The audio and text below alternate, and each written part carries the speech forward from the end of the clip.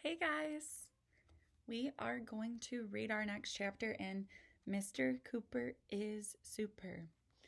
So, yesterday we left off with chapter 4. Mr. Granite went back to his planet of Etenarg, said his goodbyes, and then he left with a little special message about turning to page 23 in your math textbooks.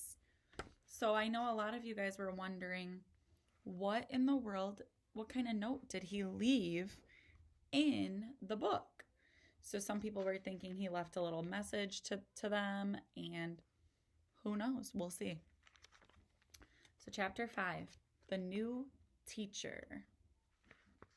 Well, we know that this book was called Mr. Cooper is Super. So I know some people were saying they think Mr. Cooper is going to be the new teacher. If you guessed that, that's a pretty good guess. So let's see.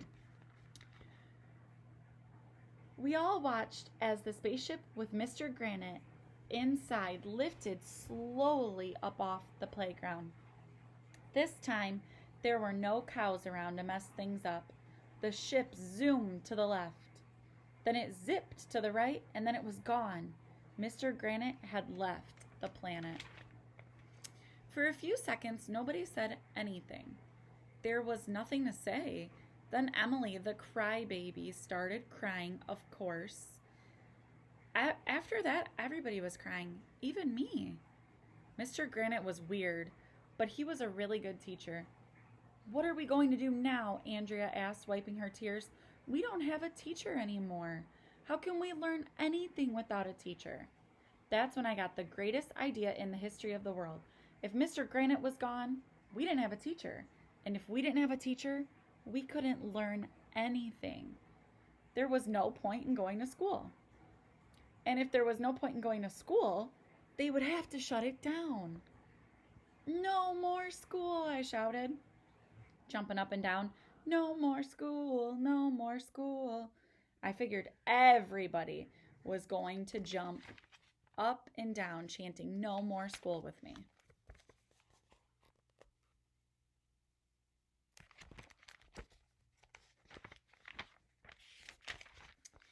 I looked around. Nobody else was jumping up and down. Nobody else was chanting. Everybody was looking at me. I hate when that happens. I stopped chanting. We'll just have to deal with this tomorrow, said Mr. Klutz sadly. For now, let's all go home. It's 3 o'clock. Time for dismissal. The next morning, I couldn't wait to get to school and find out who our new teacher would be. Was it going to be a man or a lady? Young or old? Dark hair or blonde hair? Short or tall? Skinny or fat? Human or robot? Meat eater or plant eater? Regular or extra crispy? As it turned out, the answer was none of the above. When I got to our classroom, there was no teacher in there at all.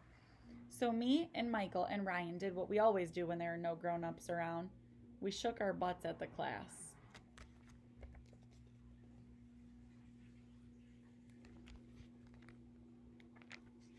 Boys, Andrea said, rolling her eyes.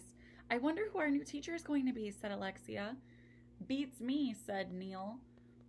Where would you go to get a new teacher anyway? Asked Ryan. Rent a teacher, I replied. You can rent anything. We'll probably have a substitute teacher for a few days, said Andrea, who thinks she knows everything. Mr. Klutz will need a little more time to hire a new teacher. Teachers get hired? I asked. Does that mean they get paid too? Of course teachers get paid, dumbhead, said Andrea. I wanted to say something mean to Andrea, but I couldn't come up with anything besides, so is your face. I didn't know that teachers got paid. I thought they just came to school every day because they had nowhere else to go. Maybe Miss Daisy will become our teacher again, said Emily, all excited. Miss Daisy was our teacher in 2nd grade. She was a good teacher, except for the fact that she couldn't read, write, or do math. Come to think of it, she was the dumbest teacher in the history of the world. Her name isn't Miss Daisy anymore, Andrea said. She got married, so now her name is Mrs. Daisy. When ladies get married, they go from Miss to Mrs. And sometimes they go from Miss to Miss. Nobody knows why. But our new teacher wasn't going to be Miss Daisy, and it wasn't going to be Mrs. Daisy, and it wasn't going to be Miss Daisy either, because the most amazing thing in the history of the world happened. You'll never believe who ran into the door at that moment. It was a guy wearing a superhero costume. He ran right into the door. Then he fell into the classroom, slammed into the teacher's desk, and toppled onto the floor. Ow, the guy moaned. I think I may have broken my leg. We all ran up to the front of the class to help the guy. Are you Superman? Asked Alexia. No, he replied. I am Cooperman. And that is the end of chapter 5. So this is Cooperman right here. Okay. Tell me what you think. If you have any questions or comments about what's going to happen next in our book.